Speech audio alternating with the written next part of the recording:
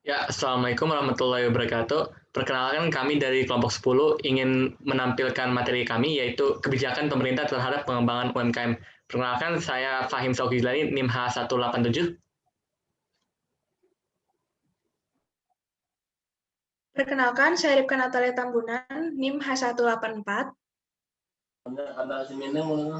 Perkenalkan, nama saya Syifa Rifa Rosyadah, NIM H185. Perkenalkan, nama saya Aldila Nur Almianda, NIM H188. Perkenalkan, nama saya Diona Zagiyofono Alfi, NIM H141995.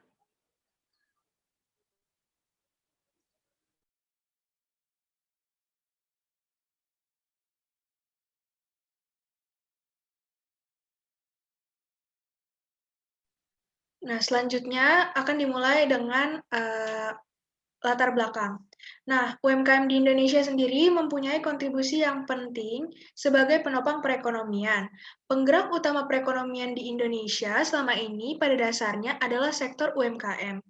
Selain berperan dalam pertumbuhan ekonomi nasional dan penyerapan tenaga kerja, UMKM juga berperan dalam pendistribusian hasil-hasil pembangunan dan merupakan motor penggerak pertumbuhan aktivitas ekonomi nasional. Nah, jadi kami menyimpulkan ada 3 faktor sebagai latar belakang dari bergeraknya kebijakan pemerintah dalam pengembangan usaha UMKM.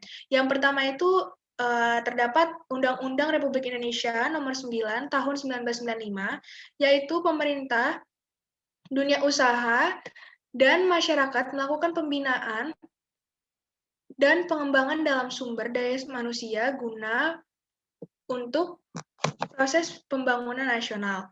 Lalu, terdapat indikator lainnya sebagai indikator berhasilnya pembangunan, yaitu pertumbuhan dan pengembangan sektor UMKM sering diartikan sebagai salah satu indikator keberhasilan pembangunan, khususnya bagi negara-negara yang memiliki income per kapita yang rendah. Itu menurut Primiana tahun 2009.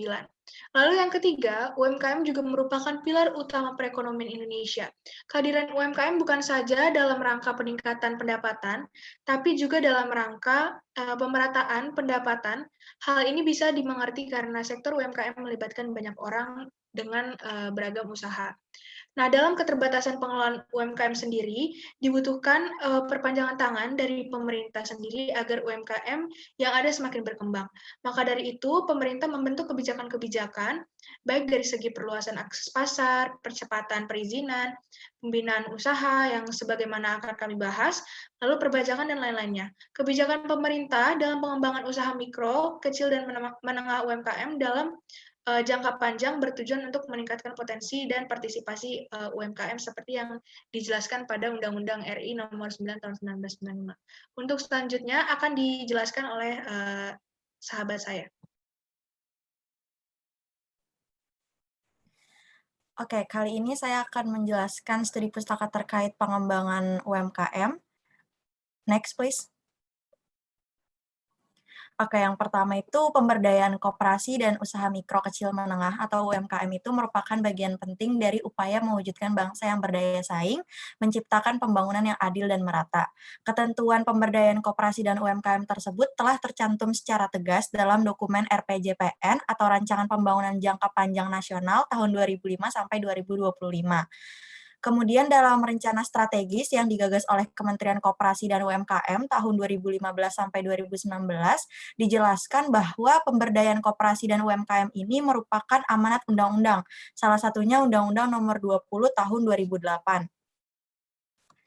Undang-Undang Nomor 20 Tahun 2008 mengenai usaha mikro, kecil, dan menengah, bahwasannya pemberdayaan UMKM ini merupakan integrasi dari pembangunan ekonomi nasional yang diharapkan mampu untuk menciptakan dan melaksanakan pemerataan pendapatan serta menciptakan lapangan pekerjaan. Next. Kemudian, kalau mengacu pada karakteristik yang dimiliki oleh UMKM, dapat digambarkan beberapa keterbatasan atau kendala yang dihadapi oleh koperasi dan UMKM berupa lemahnya kemampuan mengakses sumber-sumber kemajuan usaha. Seperti yang tertera pada slide, ada 6 kendala yang dihadapi oleh koperasi dan UMKM. Yang pertama itu rendahnya kemampuan akses pada sumber-sumber informasi. Yang kedua, rendahnya kemampuan dan akses sumber-sumber permodalan. Yang ketiga, rendahnya kemampuan untuk meningkatkan akses dan peluang pasar. Yang keempat, rendahnya kemampuan dalam mengembangkan organisasi dan manajemen. Yang kelima, rendahnya kemampuan dalam penguasaan dan pemanfaatan teknologi. Serta yang keenam adalah lemahnya pembentukan jaringan usaha atau kemitraan antar sesama usaha kecil dan besar. Nah, maka dari itu, program pemberdayaan koperasi dan UMKM ini hendaknya dirumuskan dengan terlebih dahulu memahami secara utuh perubahan lingkungan strategis dalam usaha koperasi dan UMKM. Kemudian adanya regulasi baik berupa undang-undang atau peraturan pemerintah yang berkaitan dengan koperasi dan UMKM akan memacu peranan koperasi dan UMKM dalam perekonomian. Selanjutnya akan diterangkan oleh teman saya.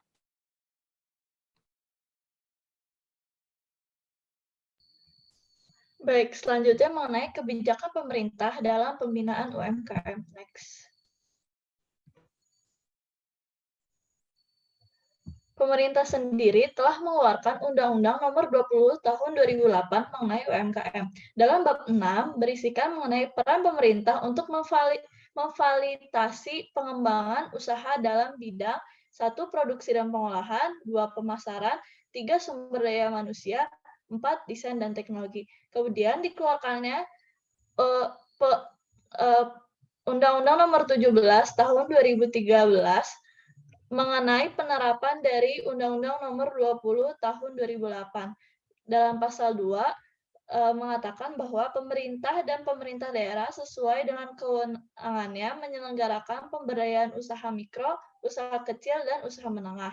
Kemudian pemberdayaan usaha mikro, usaha kecil, dan usaha menengah sebagaimana dimaksud pada ayat 1 dilakukan dengan A. Pengembangan usaha, B. Kemitraan, C. Perizinan, dan D. Koordinasi dan pengendalian. Next.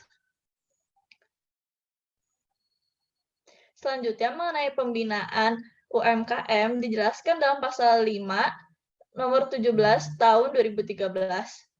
Ayat pertama mengatakan bahwa pengembangan usaha mikro, usaha kecil, dan usaha menengah sebagaimana dimaksud dalam pasal 3 dilakukan melalui A. Pendataan identifikasi potensi dan masalah yang dihadapi, B. Penyusunan program pembinaan dan pengembangan sesuai potensi dan masalah yang dihadapi, C.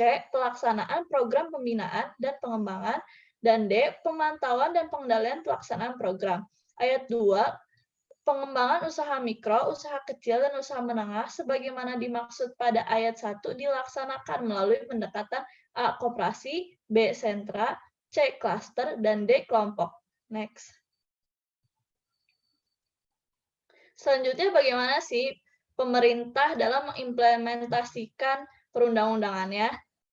Berikut contoh program pemerintah, yaitu program kemitraan dan bina lingkungan PKBL melalui Kementerian Badan Usaha milik negara. PKBL ini mewajibkan untuk setiap BUMN menyisihkan 2% untuk program kemitraan dan 2% untuk bina lingkungan dari laba perusahaan. Tujuan dari program ini adalah meningkatkan kemampuan pengusahaan kecil agar lebih tangguh dan mandiri, dan menghasilkan mitra binaan yang unggul dan sukses di masyarakat. Selanjutnya akan dijelaskan oleh teman saya.